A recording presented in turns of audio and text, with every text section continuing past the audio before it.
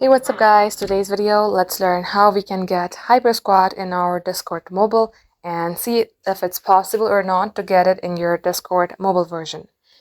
So for that, you're going to have to simply head over to your browser and then type in discord.com, get logged into your account. You're going to have to get logged into your account via a web browser because it's not available in your Discord app. Once you're logged into your account, select this three dot icon, check the box that says desktop site. Zoom in, then select the gear button from your profile. Make sure that you are under user settings, then you will see HypeSquad if it's available in your region. If you don't see it, you can simply search for it.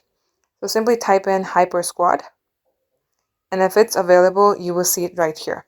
In my case, it's not available in my region.